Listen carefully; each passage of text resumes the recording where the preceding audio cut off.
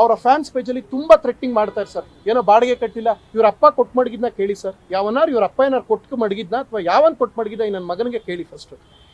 ಇವ್ರು ನಡೆಸ್ತಾ ಇರೋ ಪೇಜಲ್ಲಿ ಬರ್ತಾ ಇರೋದು ಸರ್. ಹೇಳ್ತಾ ಇದ್ದೀನಿ, ಬಾಯಿ ಮುಚ್ಕೊಂಡಿದ್ರೆ ಸರಿ ಸರ್.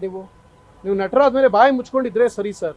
ನಿಮ್ಗೇನೋ ಗೌರವ ಸರ್, ನಿಮ್ಗೆ ಗೌರವ ಕೊಟ್ಟೋಲ್ಲ. ಬೆಳಗ್ಗೆ ಎದ್ದು ಊಟ ಮಾಡಿ ತಿಂಡಿ ತಿಂದು ಮನಿಕೊಂಡು ಮನಗಿದ್ದದ್ದು ಮುಗಿದವ್ರು ಇನ್ನೂ 15-20 ವರ್ಷ ಕ್ರೇಜ್. ಇದು ಯಾಕೆ ಸರ್ ತೇಜೋದಿಗೆ ಈ ಮಟ್ಟಕ್ಕೆ ಇಳಿದ್ಬಿಟ್ರಿ? ಏನು ಸರ್ ನಿಮ್ಗೆ ಆಗಿರೋದು? ನಿಮ್ಗೆ ಬಂದಿರೋದು ಏನು ಸರ್? ಯಾಕೆ ಸರ್ ನಿಮ್ದು ಏನು ಸಮಸ್ಯೆ? ಬಾಯಿ ತೆಗ್ರಿ ನಮ್ಮ ಬಾಸ್ ಏನೂ ಕಿತ್ಕೊಳಕ್ಕಾಗಲ್ಲ. ಏನು ಸರ್ ಅಲ್ಲಿ ಕಿತ್ಕೊಳ್ಳೋಕೆ? ಅದು ವಿಗ್ ಅಲ್ವಾ ಸರ್? ವಿಗ್ಗಲ್ಲಿ ಏನು ಕಿತ್ಕೊಳ್ಳಿ ಹೇಳಿ ಸರ್. ಮತ್ತೆ ಫೋಟೋ ತೋರಿಸಿದ್ರೆ ಯಾವ ಫೋಟೋ ಗೊತ್ತಾ ಸರ್? ಆಗಸ್ಟ್ ಲಾಸ್ಟ್ ಇಯರ್ ತಲೆ ಮುಡಿ ಕೊಟ್ಟರು ಗೊತ್ತಾ ದರ್ಶನ್ ಸರ್ ಜೈಲಲ್ಲಿ ಇದ್ದಾಗ? ನೆನಪಿದ್ಯಾ ನಿಮಗೆ?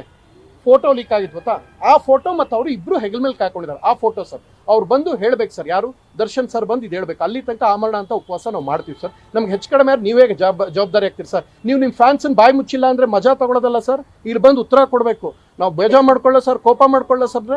ನಾವು ಬೇಜಾರು ಮಾಡ್ಕೋತೀವಿ ಸರ್, ಕೋಪ ಮಾಡ್ಕೋತೀವಿ ಸರ್, ನೊಂದ್ಕೊಳ್ಳಲ್ಲ ಸರ್, ನೋಯಿಸ್ತೀವಿ ಸರ್. ಅವ್ನು ಯಾವನೇ ಮಗ ಆಗಿರಲಿ ಸರ್, ನೋಯಿಸ್ತೀವಿ ಸರ್. ಇನ್ನೊಂದ್ಸಲ ಹೇಳ್ತಾರೆ ನಾನು ಬಾಡಿಗೆ ಕಟ್ಟಿಲ್ಲ, ನಿಮ್ಮಪ್ಪ ಕೊಟ್ಟು ಮಡಗಿದ್ದ ಅದನ್ನು ಹೇಳಿ ಸರ್. ನಾನು 5 ವರ್ಷದಿಂದ ಇದ್ದಿದ್ದ ಮನೇಲಿ ಕಟ್ಟನೋ ಬಿಟ್ಟ ನಿಮ್ಮಪ್ಪ ಕೊಟ್ಟು ಮಡಗಿದ್ರಾ ಇಲ್ಲ ನಿಮ್ಮವ್ವ ಕೊಟ್ಟಿದ್ರಾ? ಯಾರು ಕೊಟ್ಟಿದ್ರು ನನಗೆ ಬಾಡಿಗೆ?